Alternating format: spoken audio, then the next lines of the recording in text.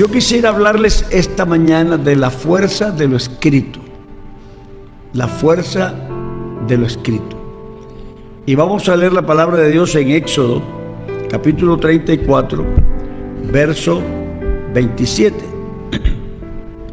Y Jehová dijo a Moisés: escribe tú estas palabras, porque conforme a estas palabras he hecho pacto contigo y con Israel. Y Jehová dijo a Moisés: escribe tú estas palabras, porque conforme a estas palabras he hecho pacto contigo y con Israel. Soberano y eterno Dios, rogamos que tú nos hables, aunque sea por unos minutos. Una palabra tuya es suficiente, Señor. Con una palabra tuya se iluminó todo el universo. Háblanos al corazón e instrúyenos, que podamos servirte de corazón. En el nombre de Jesús.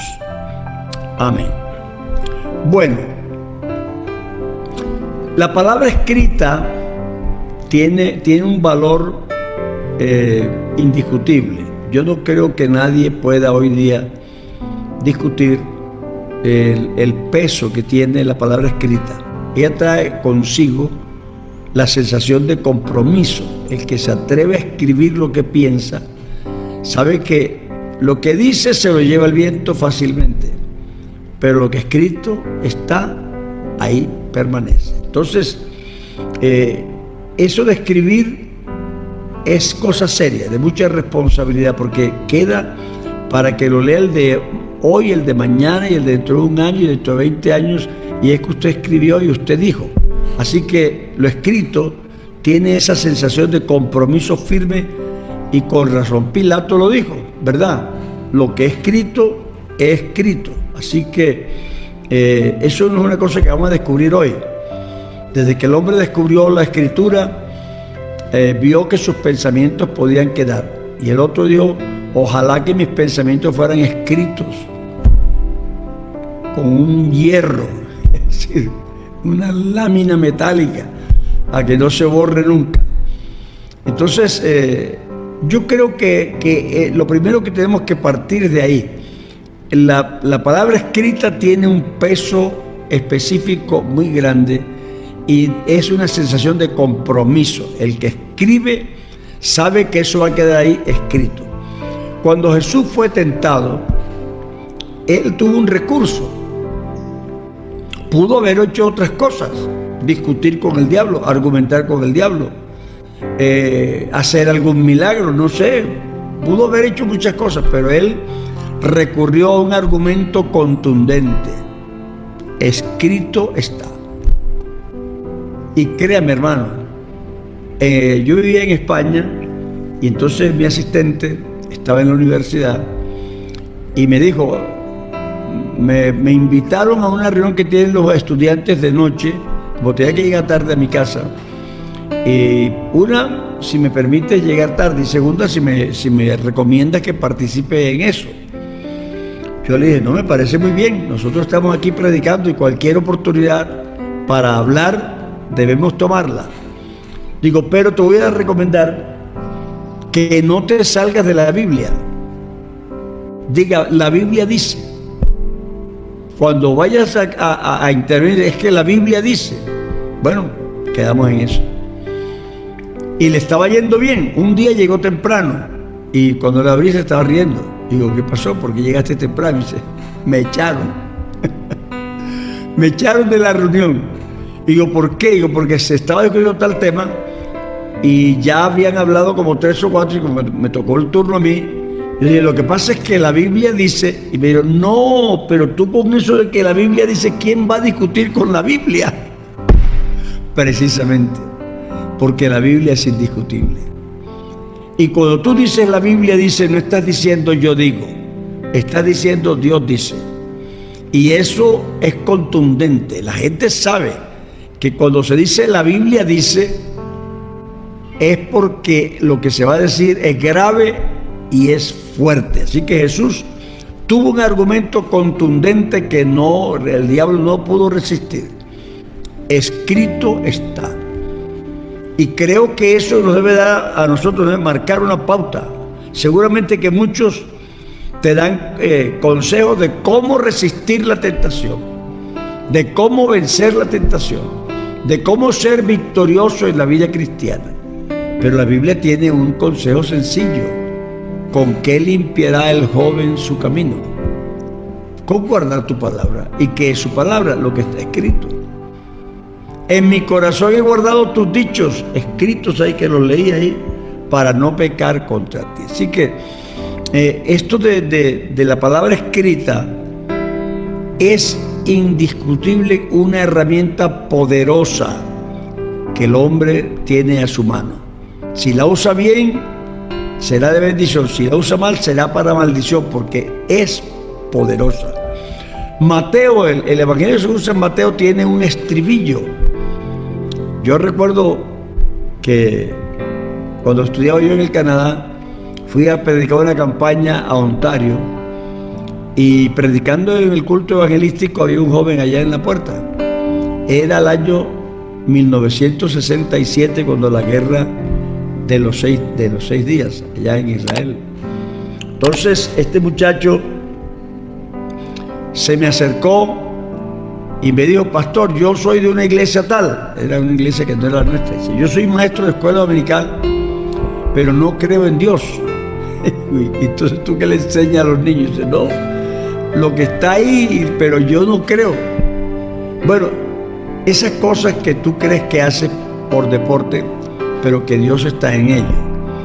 Yo me había comprado un Nuevo Testamento muy bonito y había tomado el Evangelio según San Mateo y había subrayado todos los versículos que dicen así como está escrito, como dijo el profeta, como se está escrito, para que se cumpliese la palabra, para que se cumpliese lo dicho por el profeta, para que cumpliese lo que está escrito. Porque Mateo tenía un propósito, y era demostrar que Jesucristo era el Mesías, el Rey de Israel. Y entonces él acudió no a argumentos filosóficos o propios humanos, sino que él fue a las fuentes, lo que está escrito. Así dijo el profeta, así dijo el profeta, y fue necesario que se cumpliese lo que dijo la profecía, porque está escrito. Y creo, hermanos, que de pronto no hemos explotado tanto esa fuente de poder y de gracia que Dios le ha puesto a disposición, y es lo que está escrito. Esos 66 libros no fueron escritos para vender, ni para ganar dinero, no fueron escritos para el lucimiento de un escritor. No, eso está escrito porque Dios hizo pacto y quería que su pacto quedara escrito, no se echa atrás. Esto dijo Dios y eso se mantiene. Dios no se vuelve atrás de lo que ha dicho, y lo hizo escribir. Escríbalo, porque este es el pacto que hago con Moisés y con Israel, y estoy dispuesto a cumplirlo. Y cuando acudimos a demostrar algo, es que está escrito, es que Dios lo dijo, y le dijo a Daniel: escribe estas palabras. No, esto no es para ti, pero escríbelas. Cierra el libro. Se quedará escrito para las generaciones venideras. Y creo que nosotros somos esa generación venidera que tenemos la palabra de Dios escrito. Así que el Evangelio según San Mateo ese día me vino a la mano, porque yo había subrayado todos esos versículos, y yo le dije: mira, aquí está la demostración que Jesucristo es el Mesías. Porque hay profecías que pudieron ser manipuladas. Yo sé que se hizo una profecía y yo me hago pasar algo, una experiencia, para que parezca que se me cumplió en mí. Pero hay profecías que no se pueden manipular, porque un feto, un embrión, no puede decir dónde va a nacer, porque no ha nacido. No tiene voluntad para hacer ir a nadie a ninguna parte. Pero la Biblia dice que nacería en Belén. Eso no lo pudo decidir Jesús y manipularlo, porque la madre lo llevaba en el vientre. Pero estaba escrito que de Belén saldría el legislador. No podía Jesucristo colgado en la cruz manipular lo que iban a hacer los soldados. Pero la Biblia dice en profecía, y sobre mi ropa echaron suertes. No podía, estando muerto después que lo bajaron de la cruz, decidir dónde lo iban a enterrar, pero la Escritura había dicho, con los ricos fue en su muerte. Entonces, la palabra de Dios es algo extraordinario. No seguimos la Biblia porque somos fanáticos, sino que la Biblia ha demostrado que ella es la palabra de Dios, porque Dios dejó escrito, dice, para que cuando se cumpla sepan que yo lo dije antes. Y creo, hermanos y amigos que me puedan estar escuchando, que si quieres tener una fuente firme, una roca firme, un asidero firme, donde anclar tu creencia y tu alma, esa es la palabra escrita de Dios. Esa palabra tiene mucho peso. Para entender bien la firmeza del pacto que Dios hizo, entiende esto. El Señor dice, escribiré mis leyes en su corazón. Es una forma de decir, eso va a ser indeleble. Se las voy a poner como una marca en el alma. No solamente estaré yo en medio de ellos, sino que escribiré mis leyes, ya no en tablas de piedra, pero se las escribiré en el corazón. Así que llevamos algo escrito en el alma. Y a veces parece que pensáramos así, pero es que lo escrito emerge de la profundidad de nuestra conciencia, llega al consciente del cerebro y parece que fueran nuestros pensamientos. Pero es la palabra que fue escrita. Por eso el Señor dice, cuando venga el Espíritu Santo, Él recordará todas las cosas. Así que lo que tengo escrito en el alma, Él me lo lleva a la conciencia y hace que yo recuerde lo que tengo escrito ahí. Y parece que lo supiera, parece que yo pensara así, pero es que los pensamientos del Señor han llegado a ser nuestros pensamientos. La tradición oral no es muy fiable, no es muy creíble, no es muy confiable, porque a la gente le es difícil recordar las cosas en detalles. Hablaba hace unos minutos con el hermano David y le digo, yo no soy muy bueno para recordar cosas con fechas exactas y con lugares exactos. No me es tan fácil. ¿Será que no le doy importancia o será que mi mente es así? Entonces yo cuento una historia y a veces ruego al Señor que no me equivoque, porque de pronto un detalle se me puede pasar. Pero hermanos, lo que está escrito es confiable. Tú le dices a una persona algo al oído, es un experimento que se ha hecho, y él se lo dice al otro, y el otro se lo dice al otro. Cuando llega al 10º, ya no es lo mismo que dijo el primero. Eso en 10 personas. Ahora suponte una tradición de 4.000 o 5.000 años, ¿quién la va a repetir igual? Si entre otras cosas hay idiomas en los que no se puede decir las cosas como se dicen en otro idioma.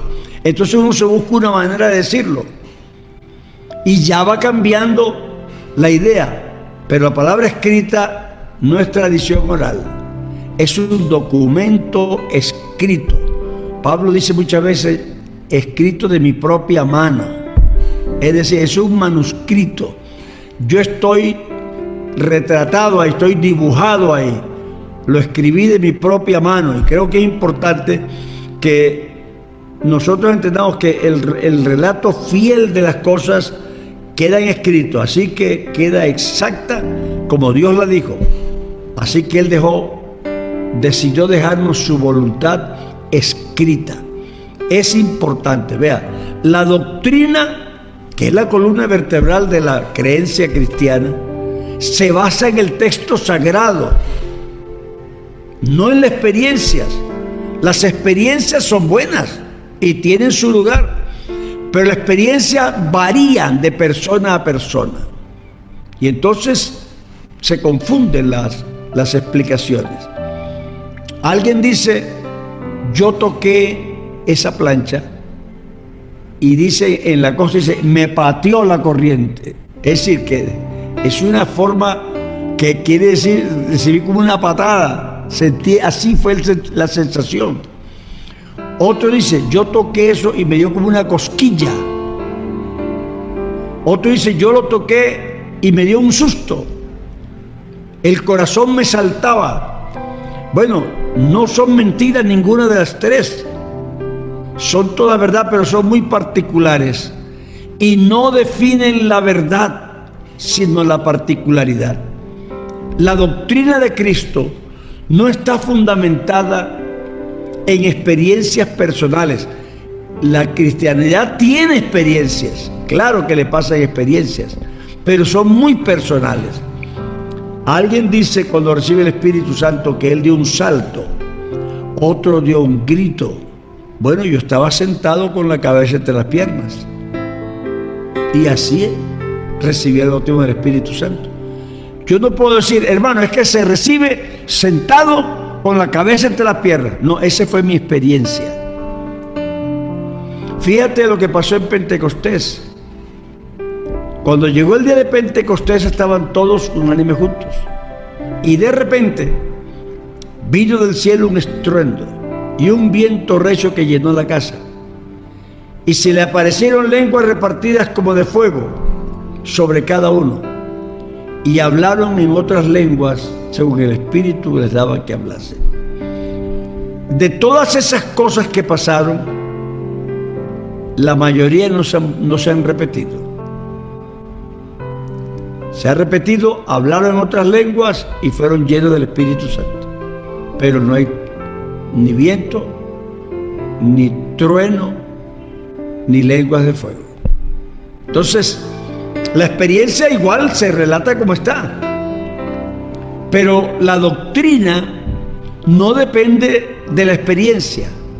La doctrina es la razón que tuvo Dios para hacer las cosas y la razón por la que tú las recibes porque las necesitas.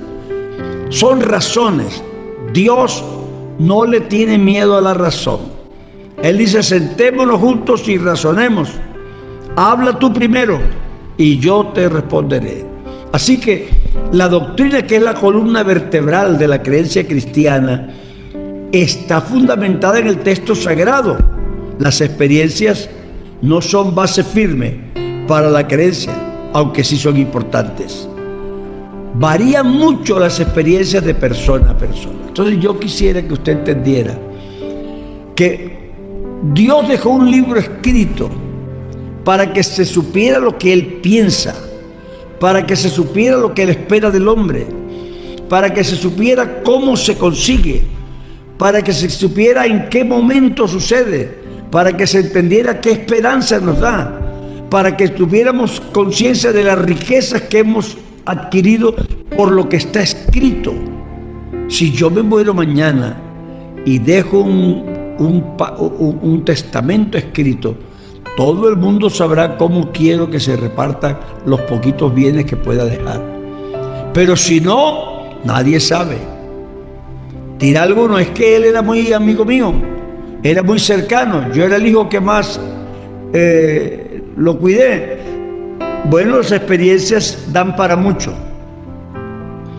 pero lo que está escrito, está escrito. Esta mañana nosotros necesitamos entender con mucha claridad eso. Yo no fundamento mi creencia ni mi práctica cristiana en las experiencias, que he tenido muchas. Pero yo le cuento a la gente y a algunos les parece extraño la experiencia. A algunos les parece increíble la experiencia. Porque les parece que, ¿cómo un hombre va a sentir eso? Bueno, y tienen razón. Ellos no lo han vivido, no pueden entenderlo. Pero aquí tenemos la palabra de Dios escrita.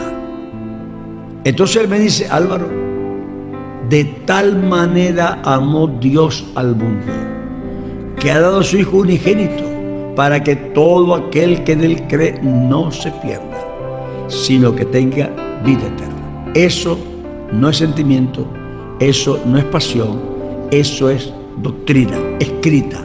Dios se compromete con eso. De modo que si alguno está en Cristo, nueva criatura es. Las cosas viejas pasaron, todas son hechas nuevas. Entonces, no es que yo me siento nuevo, gracias a Dios que sí me siento nuevo. No es que a veces me siento abrumado, porque esa sensación de estar abrumado es una experiencia emocional que puede ser verdad o puede no ser verdad. El salmista dice: Señor, ¿será que no volverás a hacernos propicios? ¿Será que no volverás a salir con nosotros a la guerra? ¿Será que te has olvidado de tener misericordia? ¿Será que has escondido con ira tus piedades? Y eso es una sensación abrumadora. El hombre está en el suelo, contra el piso, pero esa no es la verdad. Esa es la sensación que él tiene. Él reacciona y dice: no, enfermedad mía es esta. Yo mejor me voy a acordar de los días de la diestra del Altísimo. Fíjate cómo la sensación puede variar. El hombre de un estado de ánimo pasa a otro estado de ánimo, pero nosotros tenemos uno que no cambia, y lo que ha dicho lo dice ahora, cuando yo estoy contento, cuando estoy triste, cuando estoy que se me murió mi mamá, o cuando nació mi hija, o cuando me casé, o cuando la novia me dijo que sí, o cuando me invitaron a un banquete, o cuando me tropecé en la calle. La palabra de Dios no cambia por mi estado de ánimo ni por mi situación. Así que es importantísimo que nosotros demos ese valor que tiene la palabra de Dios, la palabra escrita, la fuerza de lo escrito. Así como lo que Dios escribió tiene ese peso, lo que la gente escribe también. Porque a usted le dicen: escríbelo.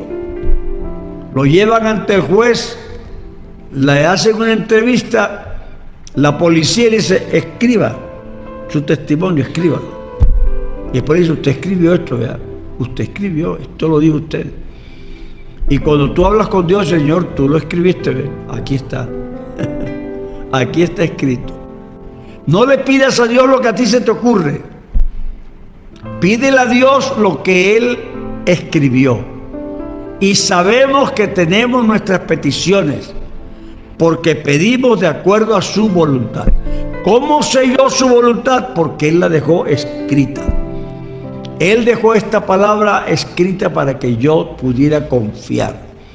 Y qué bueno, hermanos. ¿Cómo me salvo? ¿Cómo me arrepiento? ¿Cómo mantengo comunión con Dios? ¿Cómo me trato yo con el prójimo?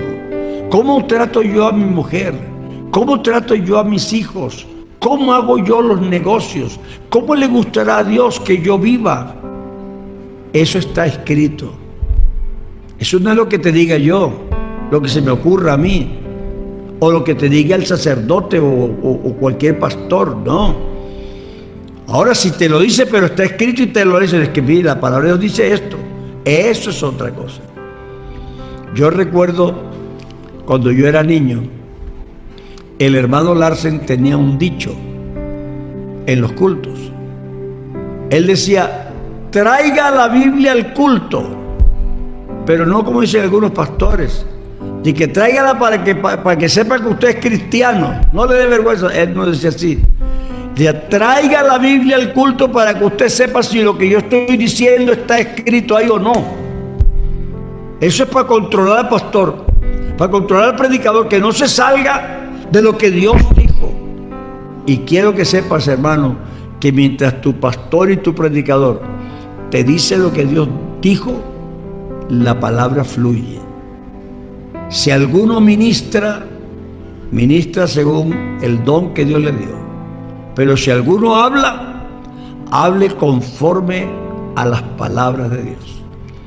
Entonces, nosotros nos gusta escribir a veces cosas, pero escucha, deben estar fundamentadas en lo que Dios dijo. Y créeme, lo que está escrito, está escrito. No se dejará de cumplir ni una tilde, ni una jota. Toda palabra que Dios dijo, aquí la dejó escrita para no negarse. Dios no se echa atrás. Y la certeza que tenemos que lo va a cumplir es que Dios: escríbalo. Él lo mandó a escribir, dice, escríbalo. ¿Por qué? Porque quiero que sepan que yo lo dije y que estoy comprometido y que lo voy a cumplir. Así que puedes reclinarte, puedes sentarte sobre las Sagradas Escrituras sabiendo que es un apoyo firme, porque lo que está escrito y lo dijo Dios. Dios les bendiga grandemente esta mañana.